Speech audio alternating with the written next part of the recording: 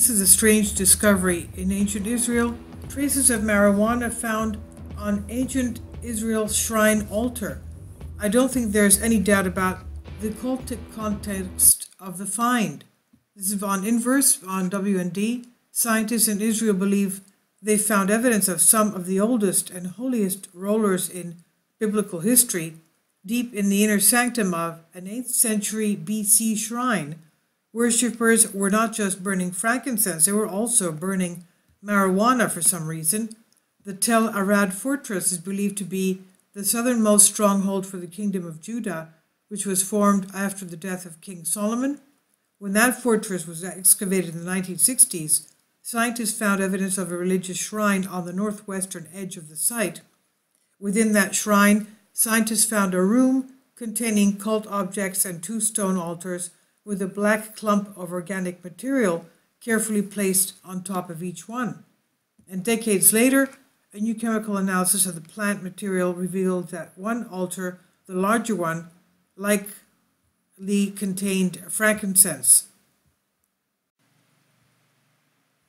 Meanwhile, the smaller altar bore no evidence of myrrh nor gold. Instead, scientists found traces of delta-9 tetrahydrocannabinol, or THC, cannabidinol, CBD, and cannabinol, CBN, all chemicals that are present in marijuana. And these findings were published Wednesday in the journal Tel Aviv. Eran Ari, the curator of Iron Age and Persian period archaeology at the Israeli Museum in Jerusalem, said, as the study's lead author, he says that the most amazing surprise suggests that cannabis was probably involved in cult rituals in biblical Judah, most likely, he says, to evoke a type of religious ecstasy. He says the fact that they were probably bringing cannabis from afar, bringing it into the temple and putting it onto a different altar is why we assume that it was for the purposes of this ecstasy and not anything else. Then, as Ari explains, he says we've known that there was unidentified plant matter on altars in the Arad shrine since it was first excavated, but in the 1960s, scientists suggest to identify it in the intervening decades. The shrine remained on display at the Israel Museum, but the plant matter was forgotten. It was neglected for nearly 50 years, he said. One of the things that excites Ari most about the work is that it shows how far the field of archaeology has come. These unidentified plant samples gave archaeologists the opportunity to use new type of scientific analysis, specifically gas chromatography and mass spectrometry, allowing scientists to separate and analyze compounds, determining what they are. He says, in the last 10 years, Near Eastern archaeology became much more scientific than in the past.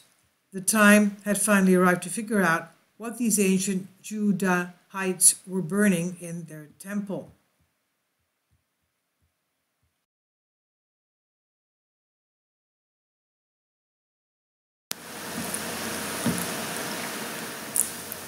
If you'd like to join me on my Patreon account, you will hear content not covered by mainstream media. These riveting stories will be based on my research, and I will state my opinions and give my personal insight on diverse and controversial subjects and world events not covered by mainstream media, and not supported by YouTube guidelines. So whatever I have on my Patreon, most of those will not be on my YouTube channel. Please consider becoming a member today. More of the most significant and important videos will be on my Patreon channel. Your support helps me to continue my research and keeps this YouTube channel alive. And we depend on your support, your generous charity, because we help economically challenged families here in Athens, Greece, in Kapota, and we also help the young generation with university tuition and the community around our church. Thank you.